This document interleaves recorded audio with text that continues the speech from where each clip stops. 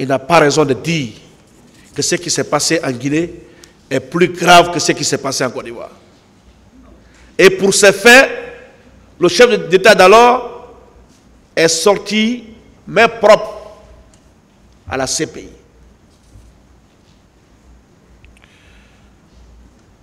Monsieur le Président,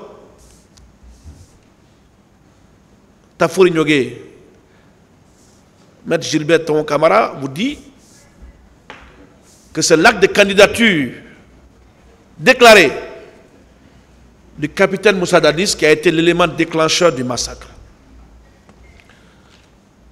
De tout ce qu'on a entendu ici, les vidéos, audio, où est-ce que le président a déclaré ouvertement être candidat? J'en ai besoin. Et à supposer même qu'il s'était déclaré candidat, est-ce que cela constitue en soi une infraction? Disons-nous la vérité. Mais ça n'a pas été le cas.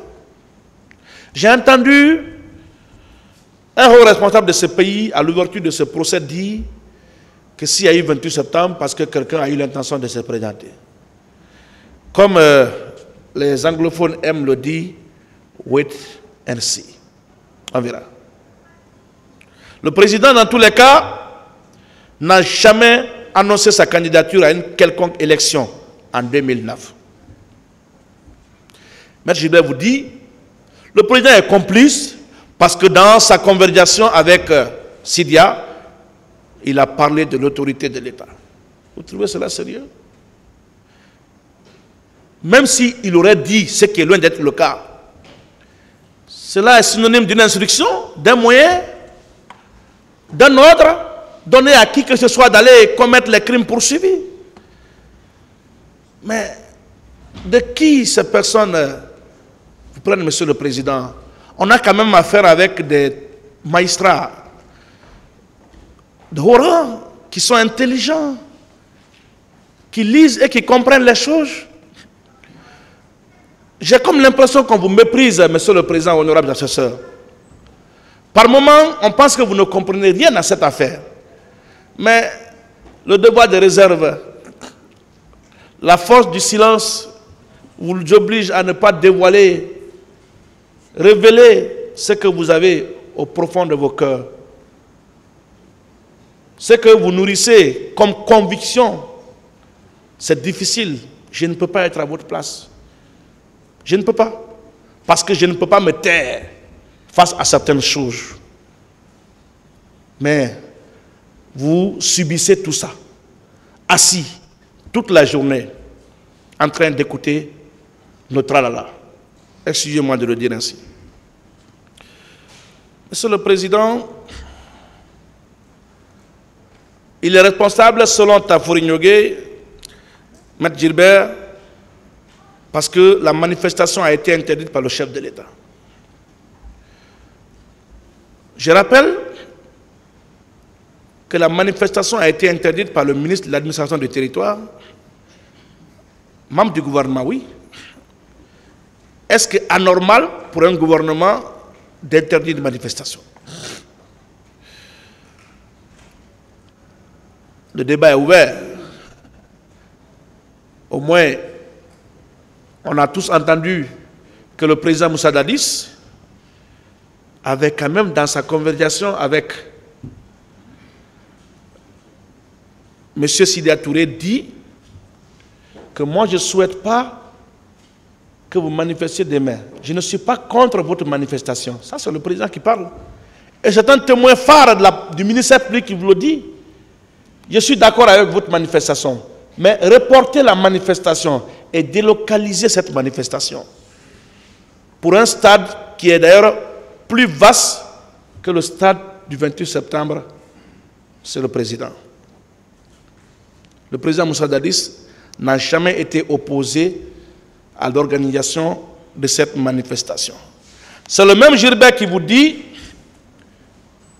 que les leaders ont mobilisé plus de 50 000 manifestants pour un stade qui ne pouvait ou qui ne peut regrouper que 28 000 manifestants. Si nous sommes sérieux, à qui nous pouvons imputer d'une part la responsabilité de ce qui s'est passé au stade? Est-ce que vous trouvez responsable pour un leader politique de mobiliser plus de 50 000 personnes pour venir manifester dans un stade qui ne peut pas contenir plus de 20 000 personnes? Et c'est le président du comité d'organisation de cette manifestation qui vient se consulter partie civile ici. C'est l'hôpital qui se moque de la charité. Monsieur le Président, mon confrère, dans sa démonstration, il vous dit, on peut en déduire que, on pense que, on imagine que, mais on ne peut pas, par cette manière, entrer en condamnation. Ici, on ne condamne pas sur la base de la déduction, des imaginations, des opinions. Ce n'est pas un tribunal d'opinion, hein? C'est un tribunal qui juge les faits. Il ne peut entrer en condamnation que quand la conviction est certaine, mais pas dans la déduction ou dans un jeu de hasard. Je l'ai dit ici, quand le juge d'instruction doute, il renvoie devant la juridiction de jugement. Quand le juge du jugement doute, il relaxe ou acquitte, encore que nous sommes loin des doutes. Il n'y a même pas de preuve. Monsieur le Président, Maître Gilbert vous dit que le capitaine Moussa Dadis n'était pas au stade. Et son confrère du même bord vous dit que le capitaine Moussa Dadis était au stade. Où est la logique? Où est la cohérence dans ce groupe-là? Il y en a qui disent, bon, tous les accusés sont coupables. D'autres, bon, ils ne sont pas tous coupables. C'est pourquoi vous avez compris que tous n'ont pas plaidé de la même manière. Il y en a parmi eux qui estiment que certains accusés ne sont pas coupables. Il y a d'autres qui pensent le contraire.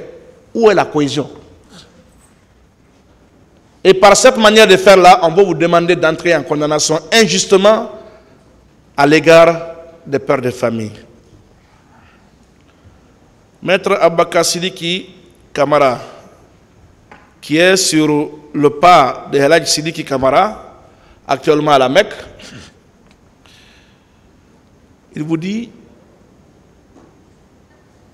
que le voyage de l'abbé est un signe précurseur du massacre.